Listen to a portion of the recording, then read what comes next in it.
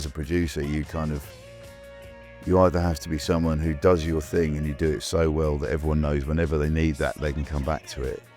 And I think there is a little bit of a degree of that looking back on my discography, knowing that there is a bit of that I can represent despite having tried really hard not to have a sound.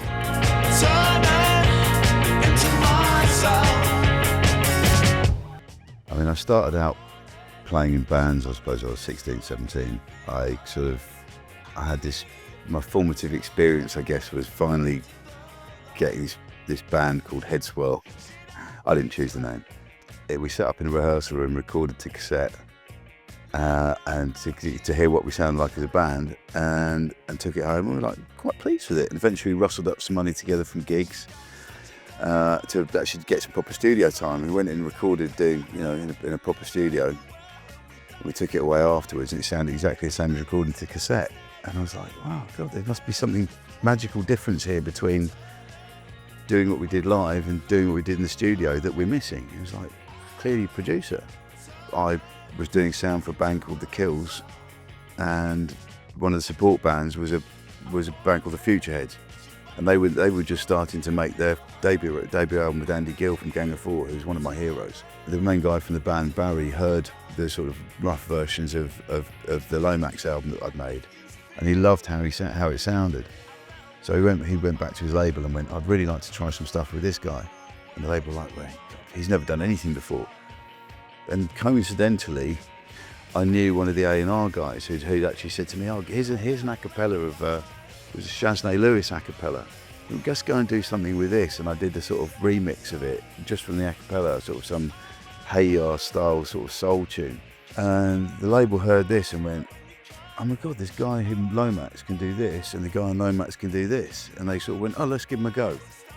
So they stuck me in the studio with Futureheads, and we came out with the first couple of singles off the record, which was, and then I was off.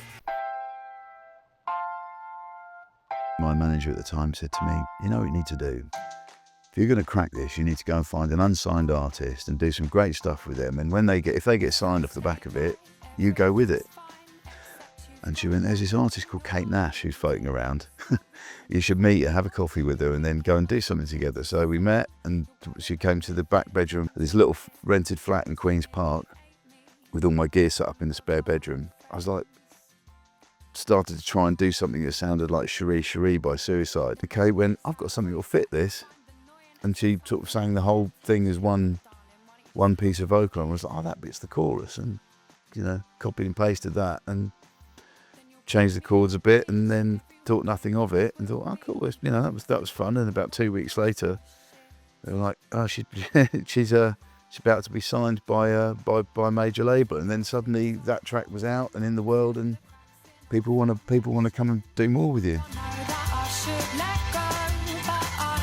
The sense of fulfillment I get, musical fulfillment I get from listening to a song. There's the obvious musical things like, if you change this note here, it makes it feel more emotive or more powerful, or literally sometimes it just doesn't make your hair stand on end.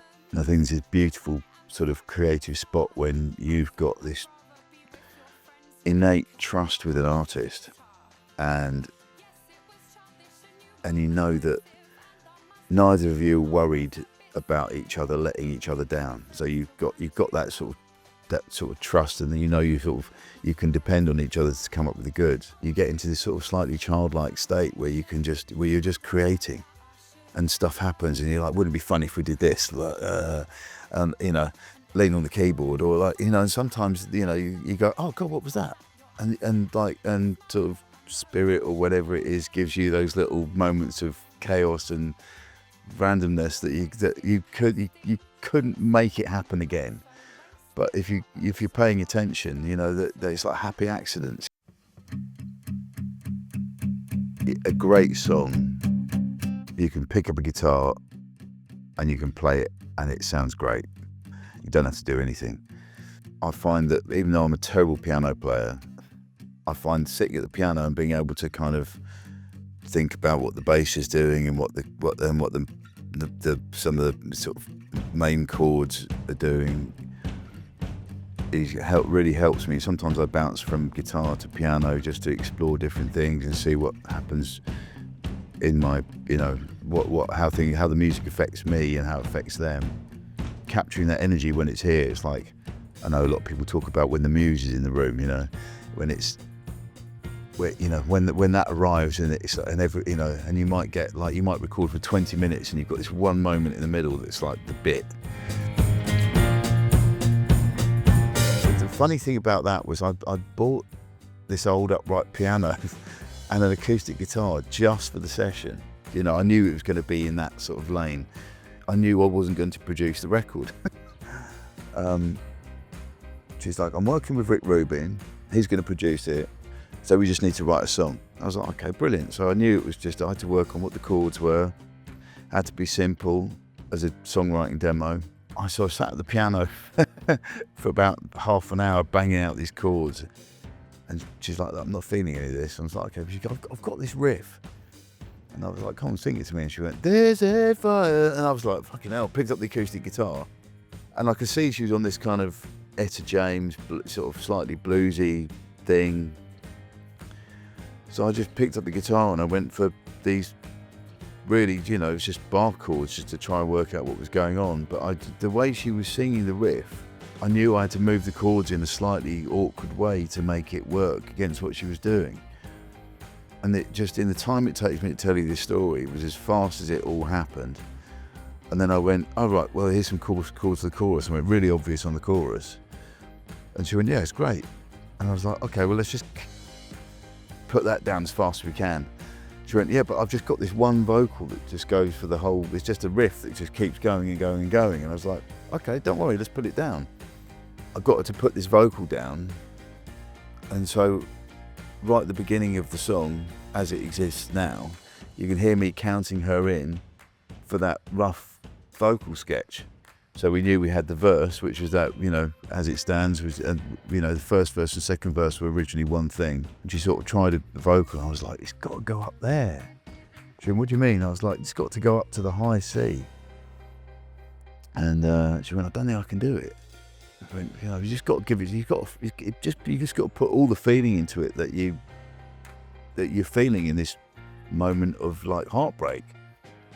And I said, it should sound. It's got to be like Niles Barkley's Crazy. That's where it's got to go. And then she went, oh right, okay, you've got it. And then she just did it. And the time it takes me to tell you the story was as fast as we sort of put all this stuff together. We both read the script independently and both went away and thought about it. And she said she came out because you had to actually go into the Eon HQ to go and read the script and leave it. It was in a locked, you had to get locked in the room and read it and then leave the script there.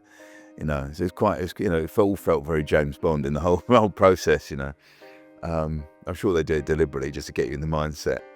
And she said she got in the cab and she wrote the first verse lyrics immediately as soon as she got in the car and then sort of parked it. I had one thing, I was like, you know what, I'm going to send this to Sam Mendes, which is a big bombastic thing with brass, and it was like very sort of exciting. And he went,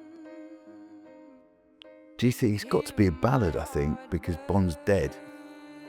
I went, oh yeah.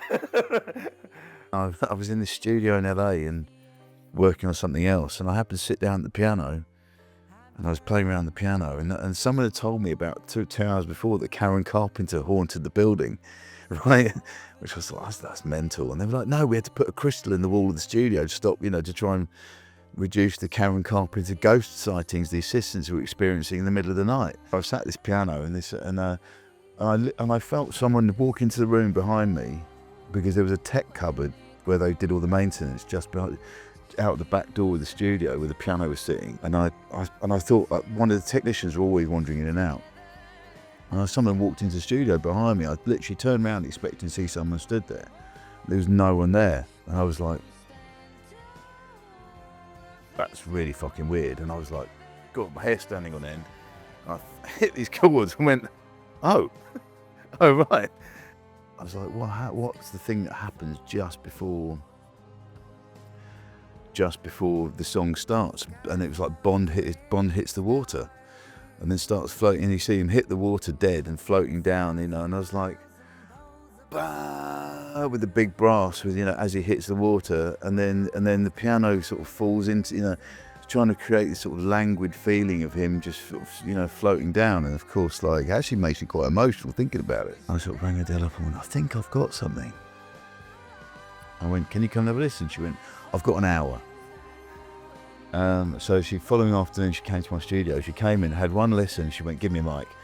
And she put down the lyrics that she'd written from that first reading the session on the first verse, and she went, what about the chorus? And I went, let the sky fall. She went, let it crumble. And I was like, we'll stand tall and face it. And she went, and face it all together. And I went, at skyfall. She went, oh great, that's the chorus. And literally, it was literally like that. And I sent it to Sam, and he went, bingo.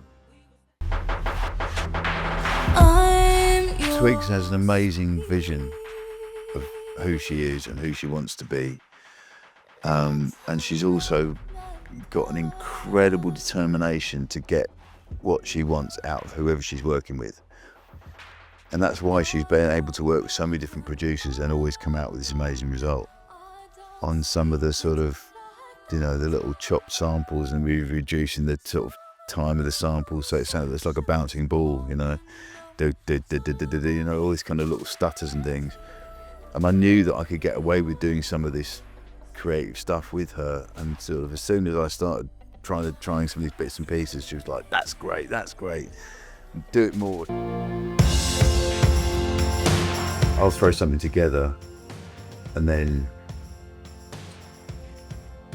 she'll either connect with it or she won't, and the ones that don't go to one side, and then maybe sometimes later we'll play it and she'll go, oh, I've got something for that now. Or we'll sit down and we'll switch the mic, you know, each turns on the mic, and yeah, we're like, you know, her and I very much have got into like a routine where we know when the channel's open, right? We know when the channel's not open. Some, you know, we've done sessions where we'll sit in here for a week. We'll come up with loads of music, but nothing will stick. And some days we're sitting here for a week and we'll come up with 6 things and they'll all stick. And it's very much been like that, where, you know, it's either on or off.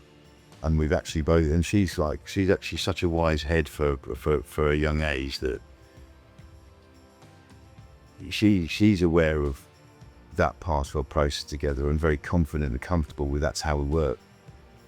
And, you know, I think I've sort of come to that in my old age anyway. Experiment, take risks, don't be afraid to do stuff that just makes you laugh and feels mischievous. Say no to fear, because as soon as you start making decisions based upon fear, you're not making the right decisions for the music.